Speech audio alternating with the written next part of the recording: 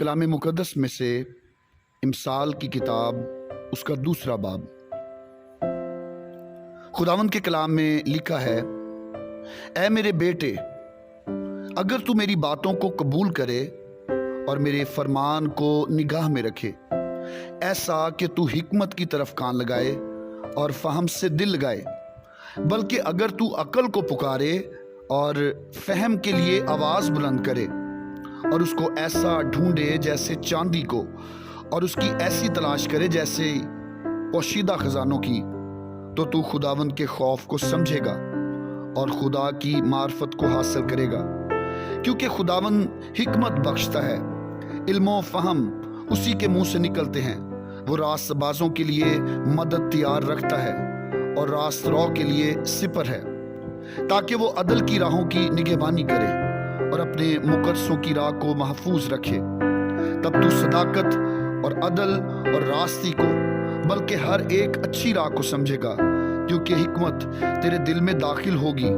और इल्म तेरी जान को मरगूब होगा। तमीज़ तेरी निगहबान होगी,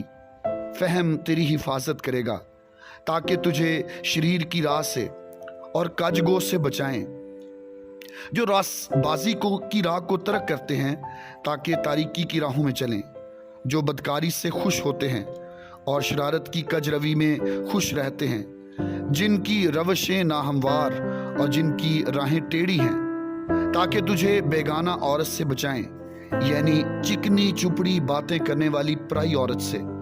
जो अपनी जवानी के साथी को छोड़ देती और अपने खुदा के अहद को भूल जाती है, क्योंकि उसका घर मौत की उतराई पर है और उसकी राहें पाताल को जाती हैं। जो कोई उसके पास जाता है वापस नहीं आता और जिंदगी की राहों तक नहीं पहुंचता, ताकि तू नेकों की राह पर चले और सादकों की राहों पर कायम रहे, क्योंकि रास्तबाज मुल्क में बसेंगे और कामिल उसमें आबाद रहेंगे, लेकिन शरीर जमीन पर से काट डाले जाएंगे और दगाबाज उससे उखाड़ फेंके जाएंगे। खुदावंद के कलाम का पढ़ा और सुना जाना हमारे लिए बरकत का बायस हो। आमीन।